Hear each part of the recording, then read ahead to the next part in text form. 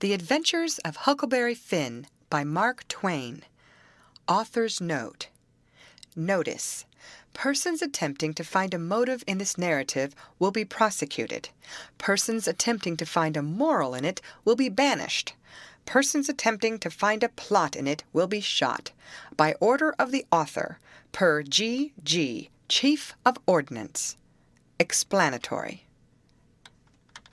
In this book, a number of dialects are used, to wit, the Missouri Negro dialect, the extremist form of the backwoods southwestern dialect, the ordinary Pike County dialect, and 4 modified varieties of this last.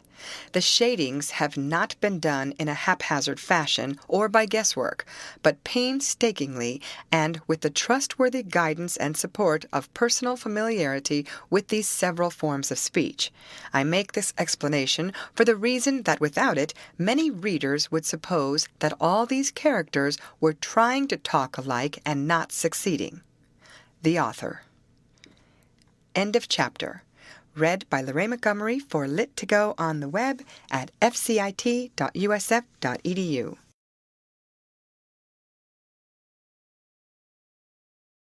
The Adventures of Huckleberry-Finn by Mark Twain.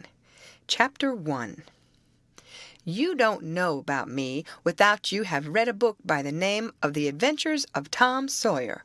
But that ain't no matter. That book was made by Mr. Mark Twain, and he told the truth mainly. There was things which he stretched, but mainly he told the truth. That is nothing. I never seen anybody but lied one time or another, without it was Aunt Polly, or the widow, or maybe Mary. Aunt Polly, Tom's Aunt Polly, she is, and Mary, and the widow Douglas is all told about in that book, which is mostly a true book, with some stretchers, as I said before. Now, the way that the book winds up is this. Tom and me found the money that the robbers hid in the cave, and it made us rich. We got $6,000 apiece, all gold. It was an awful sight of money when it was piled up. Well, Judge Thatcher, he took it and put it out at interest, and it fetched us $1 a day apiece all the year round, more than a body could tell what to do with. The widow Douglas, she took me for her son and allowed she would civilize me, but it was rough living in the house all the time, considering how dismal, regular, and decent the widow was in all her ways, and so when I couldn't stand it no longer, I lit out. I got into my old rags and my sugar hogshead again, and was free and satisfied. But Tom Sawyer, he hunted me up and said he was going to start a band of robbers, and I might join if I would go back to the widow and be respectable. So I went back. The widow, she cried over me and called me a poor lost lamb, and she called me a lot of other names too, but she never meant no harm by it. She put me in them new clothes again, and I couldn't do nothing but sweat and feel all cramped up. Well, then the old thing commenced again. The widow rung a bell for supper, and you had to come to time. When you got to the table, you couldn't go right to eatin', but you had to wait for the widow to tuck down her head and grumble a little over the victuals, though there weren't really anything the matter with 'em. That is, nothing, only everything was cooked by itself. In a barrel of odds and ends it is different. Things get mixed up, and the juice kind of swaps around, and the things go better. After supper, she got out her book and learned me about Moses and the bulrushers, and I was in a sweat to find out all about him. But by and by, she let it out that Moses had been dead a considerable long time, so then I didn't care no more about him, because I don't take no stock in dead people. Pretty soon I wanted to smoke, and asked the widow to let me, but she wouldn't. She said it was a mean practice and wasn't clean, and I must try not to do it any more. That is just the way with some people. They get down on a thing when they don't know nothing about it. Here she was a-bothering about Moses, which was no kin to her, and no use to anybody, being gone, you see, yet finding a power of fault with me for doing a thing that had some good in it. And she took snuff, too. Of course, that was all right, because she'd done it herself. Her sister, Miss Watson, a tolerable slim old maid with goggles on, had just come to live with her, and took a set at me now with a spelling book. She worked me middlin' hard for about an hour, and then the widow made her ease up. I couldn't stood it much longer. Then, for an hour, it was deadly dull, and I was fidgety. Miss Watson would say, "Don't put your feet up there, Huckleberry, and don't scrunch up like that, Huckleberry. Set up straight." And pretty soon she would say, "Don't gap and stretch like that, Huckleberry. Why don't you try to behave?" Then she told me all about the bad place, and I said I wished I was there. She got mad then, but I didn't mean no harm. All I wanted was to go somewheres. All I wanted was a change. I weren't particular. She said it was wicked to say what I said. Said she wouldn't say it for the whole world. She was going to live so as to go to the good place. Well, I couldn't see no advantage in going where she was going, so I made up my mind I wouldn't try for it. But I never said so, because it would only make trouble, and wouldn't do no good. Now, she had got a start, and she went on and told me all about the good place. She said all a body would have to do there was to go around all day long with a harp and sing forever and ever. So I didn't think much of it, but I never said so. I asked her if she reckoned Tom Sawyer would go there, and she said not by a considerable sight. I was glad about that, because I wanted him and me to be together. Miss Watson, she kept pecking at me, and it got tiresome and lonesome. By and by they fetched the niggers in and had prayers, and then everybody was off to bed. I went up to my room with a piece of candle and put it on the table. Then I set down in a chair by the window and tried to think of something cheerful, but it warn't no use. I felt so lonesome I most wished I was dead. The stars were shining, and the leaves rustled in the woods ever so mournful, and I heard an owl away off hoo-hooing about somebody that was dead, and a whippoorwill and a dog crying about somebody that was going to die, and the wind was trying to whisper something to me, and I couldn't make out what it was, and so it made the cold shivers run over me. Then, away out in the woods, I heard that kind of a sound that a ghost makes when it wants to tell about something that's on its mind and can't make itself understood, and so can't rest easy in its grave, and has to go about that way every night grieving. I got so downhearted and scared, I did wish I had some company. Pretty soon a spider went crawling up my shoulder, and I flipped it off, and it lit in the candle, and before I could budge, it was all shriveled up.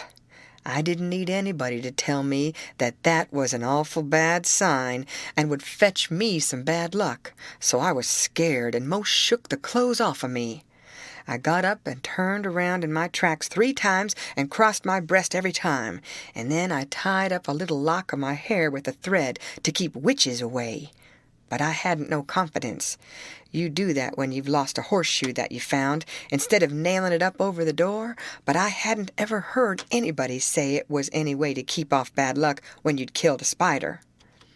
I sat down again, shaking all over, and got out my pipe for a smoke, for the house was all as still as death now, and so the widow wouldn't know. Well, after a long time, I heard the clock away off in the town go boom, boom, boom, 12 licks, and all still again, stiller than ever. Pretty soon I heard a twig snap down in the dark amongst the trees. Something was a-stirring. I sat still and listened. Directly, I could just barely hear a meow, meow. Down there. That was good, says I. Meow, meow, as soft as I could, and then I put out the light and scrambled out the window onto the shed. Then I slipped down to the ground and crawled in among the trees, and sure enough, there was Tom Sawyer waiting for me. End of chapter. Read by Lorraine Montgomery for Lit to Go on the web at fcit.usf.edu.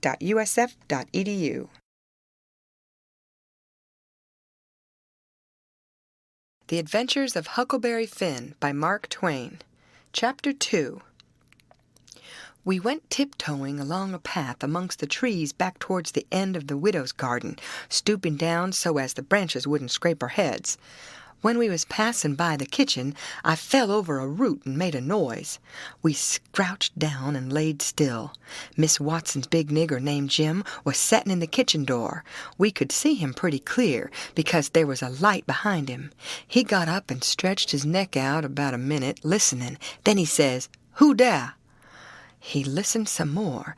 Then he come tiptoeing down and stood right between us. We could have touched him nearly. Well, likely it was minutes and minutes that there warn't a sound, and we all there so close together. There was a place on my ankle that got to itching, but I doesn't scratch it, and then my ear begun to itch, and next my back, right between my shoulders. Seemed like I'd die if I couldn't scratch. Well, I've noticed that thing plenty times since.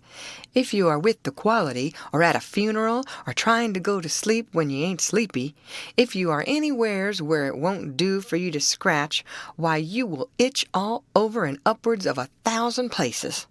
Pretty soon Jim says, "Say, who's you? Where's you?" Dog my cats if I didn't hear something. Well, I know what I's going to do. I's going to set down here and listen till I hears it again. So he set down on the ground betwixt me and Tom. He leaned his back up against a tree and stretched his legs out till one of them most touched one of mine. My nose begun to itch. It itched till the tears come into my eyes, but I doesn't scratch. Then it begun to itch on the inside. Then I got to itching underneath. I didn't know how I was going to set still. This miserableness went on as much as 6 or 7 minutes, but it seemed a sight longer than that. I was itching in 11 different places now. I reckoned I couldn't stand it more'n a minute longer, but I set my teeth hard and got ready to try. Just then Jim begun to breathe heavy. Next he begun to snore, and then I was pretty soon comfortable again. Tom, he made a sign to me, kind of a little noise with his mouth, and we went creeping away on our hands and knees. When we was 10 foot off, Tom whispered to me and wanted to tie Jim to the tree for fun, but I said no. He might wake and make a disturbance, and then they'd find out I weren't in. Then Tom said he hadn't got candles enough, and he would slip in the kitchen and get some more. I didn't want him to try. I said Jim might wake up and come, but Tom wanted to risk it, so we slid in there and got 3 candles, and Tom laid 5 cents on the table for pay. Then we got out, and I was in a sweat to get away, but nothing would do Tom but he must crawl to where Jim was, on his hands and knees, and play something on him. I waited, and it seemed a good while. Everything was so still and lonesome. As soon as Tom was back, we cut along the path around the garden fence, and by fetched up on the steep top of the hill the other side of the house. Tom said he slipped Jim's hat off his head and hung it on a limb right over him, and Jim stirred a little, but he didn't wake. Afterwards, Jim said the witches witched him and put him in a trance and rode him all over the state, and then set him under the trees again and hung his hat on a limb to show who done it. And next time Jim told it, he said they rode him down to New Orleans, and after that, every time he told it, he spread it more and more, till by and by he said they rode him all over the world, and tired him most to death, and his back was all over saddle boils. Jim was monstrous proud about it, and he got so he wouldn't hardly notice the other niggers. Niggers would come miles to hear Jim tell about it, and he was more looked up to than any nigger in that country. Strange niggers would stand with their mouths open and look him all over, same as if he was a wonder. Niggers is always talking about witches in the dark by the kitchen fire, but whenever one was talking and letting on to know all about such things, Jim would happen in and say, "What you know about witches?" And that nigger was corked up and had to take a back seat. Jim always kept that 5-center piece round his neck with a string, and said it was a charm the devil gave to him with his own hands, and told him he could cure anybody with it and fetch witches whenever he wanted to just by saying something to it. But he never told what it was he said to it.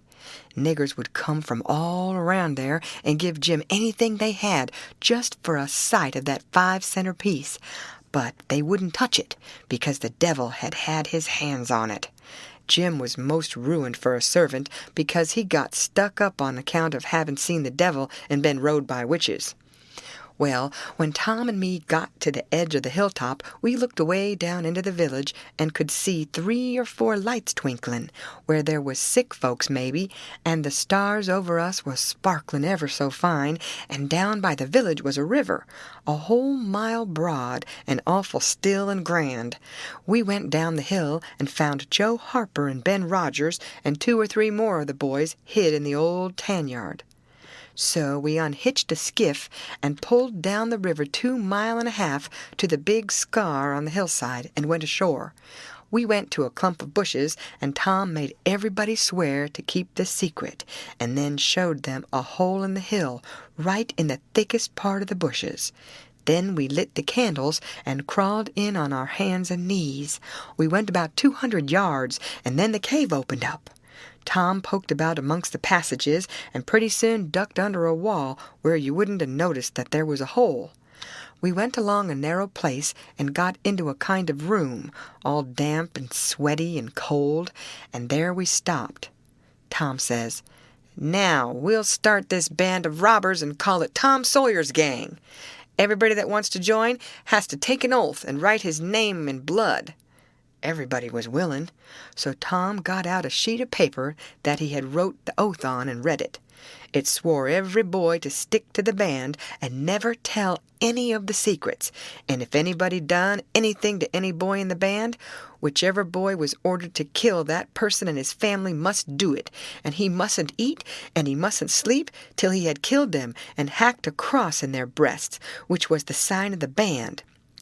And nobody that didn't belong to the band could use that mark, and if he did, he must be sued, and if he done it again, he must be killed. And if anybody that belonged to the band told the secrets, he must have his throat cut, and then have his carcass burnt up and the ashes scattered all around, and his name blotted off of the list with blood and never mentioned again by the gang, but have a curse put on it and be forgot forever. Everybody said it was a real beautiful oath, and asked Tom if he got it out of his own head. He said some of it, but the rest was out of pirate books and robber books, and every gang that was high-toned had it. Some thought it would be good to kill the families of boys that told the secrets. Tom said it was a good idea, so he took a pencil and wrote it in. Then Ben Rogers says, "Here's Huck Finn. He hain't got no family. What you going to do about him?" "Well, hain't he got a father?" says Tom Sawyer. "Yes, he's got a father, but you can't never find him these days. He used to lay drunk with the hogs in the tan yard, but he hain't been seen in these parts for a year or more." They talked it over, and they was going to rule me out, because they said every boy must have a family or somebody to kill, or else it wouldn't be fair and square for the others. Well, nobody could think of anything to do. Everybody was stumped and set still. I was most ready to cry, but all at once I thought of a way, and so I offered them Miss Watson. They could kill her. Everybody said, "Oh, she'll do. That's all right. Huck can come in." Then they all stuck a pin in their fingers to get blood to sign with, and I made my mark on the paper. "Now," says Ben Rogers, "what's the line of business of this gang?" "Nothing, only robbery and murder," Tom said. "But who are we going to rob? Houses or cattle or—" "Stuff! Stealing cattle and such things ain't robbery, it's burglary," says Tom Sawyer. "We ain't burglars. That ain't no sort of style. We are highwaymen. We stop stages and carriages on the road with masks on and kill the people and take their watches and money. Must we always kill the people? Oh, certainly, it's best. Some authorities think different, but mostly it's considered best to kill them, except some that you bring to the cave here and keep them till they're ransomed." "Ransomed? What's that?" "I don't know, but that's what they do. I've seen it in books, and so, of course, that's what we've got to do." "But how can we do it if we don't know what it is?" "Why, blame it all, we've got to do it. Don't I tell you it's in the books? Do you want to go to doing different from what's in the books and get things all muddled up?" "Oh, that's all very fine to say, Tom Sawyer, but how in the nation are these fellows going to be ransomed if we don't know how to do it to them? That's the thing I want to get at.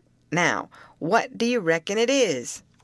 "Well, I don't know, but perhaps if we keep them till they're ransomed, it means that we keep them till they're dead." "Now, that's something like. That'll answer. Why couldn't you said that before? We'll keep them till they're ransomed to death, and a bothersome lot they'll be, too, eating up everything and always trying to get loose." "How you talk, Ben Rogers. How can they get loose when there's a guard over them ready to shoot them down if they move a peg?" "A guard? Well, that is good. So somebody's got to set up all night and never get any sleep just so as to watch them. I think that's foolishness. Why can't a body take a club and ransom them as soon as they get here?" "Because it ain't in the book, so that's why. Now, Ben Rogers, do you want to do things regular or don't you? That's the idea. Don't you reckon that the people that made the books knows what's the correct thing to do? Do you reckon you can learn 'em anything?"